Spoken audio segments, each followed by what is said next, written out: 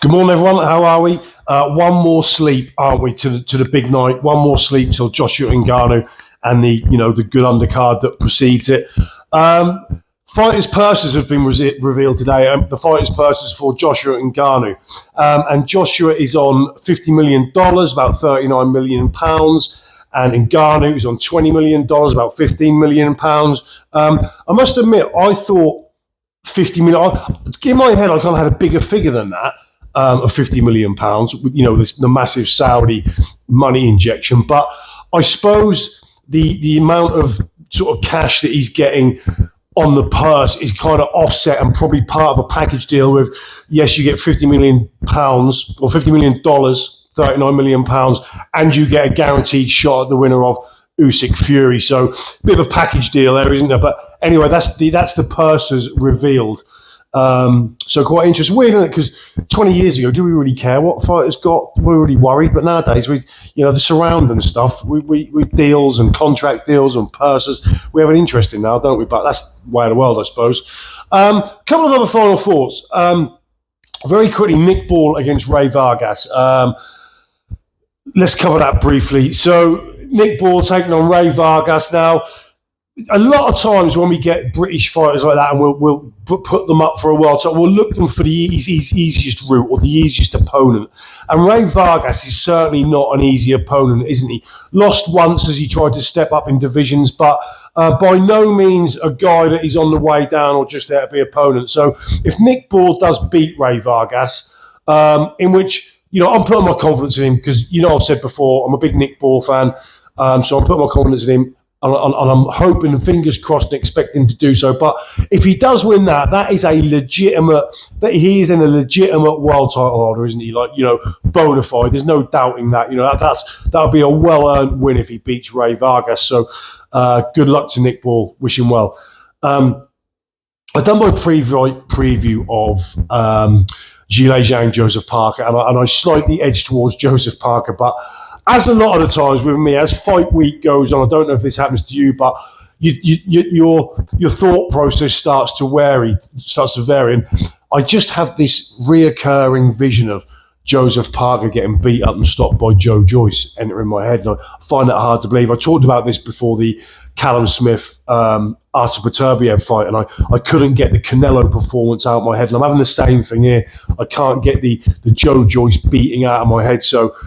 I've staked where I'm going, so I'm not going to change at the last minute, but, am I confident? Not at all, but hey, that's what makes these fights great.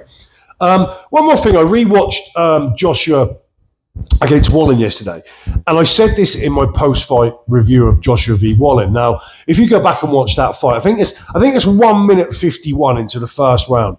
Joshua lands a straight right hand to the body. And you can hear it thud home. And I believe that took a lot of the fight out of Wallen for that fight. Wallen disguised that superbly well, but that really had an effect. And we don't talk about Joshua as being a body puncher, but I believe he's developed into a really, really effective and good body puncher. Now, when we talk about Ngannou, we're all talking about what a great chin he's got. He might be able to take the shots all night. I believe he's got a great chin up until the point where he gets fatigued and gets tired. But we don't talk about Joshua going to Ngannou's body. Now, going back to my sort of pre-fight prediction yesterday, I talked about how important the feints were for Joshua. Now, if he can go to the body, now, a lot of the body shots he threw against Wallen were straight shots to the body from the outside. Now, there's a certain amount of risk in doing that, but you can certainly disguise those with clever feints. And if you can go to the body with the straight shots, almost from the outside, that will then make your feints even more effective, because then you can feint head and body. And because you've landed to the body a few times, Ngannou will buy those feints, because you're now giving him more to think about, aren't you? Another dimension to think about. Is he going high? Is he going low? And with clever feints, you can really sort of affect him and confuse him with them, whilst giving you the opportunity to land those shots. The ones you feint upstairs and you go down below. You feint down below, go upstairs, and vice versa. So will Ngannou be able to take shots to the body? That we don't know yet. Fury didn't really go to the body with any regularity or any sort of effectiveness. So that'll be interesting. I'm no doubt that Anthony Joshua will go to the body. He will employ the body shots to some degree. He's too good of a body puncher not to. So how much of an impact will that have?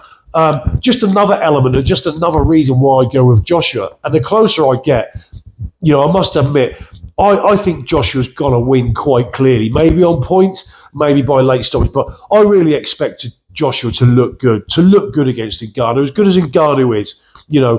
Flattered, I think, by the Fury performance. But I may end up with egg on my face, but I really expect Joshua to look good on that. I may be wavering on my pick for Zhilei Zhang, Joseph Parker, but am I wavering on my pick for Joshua Ngannou? No, in fact, it's just strengthening for me.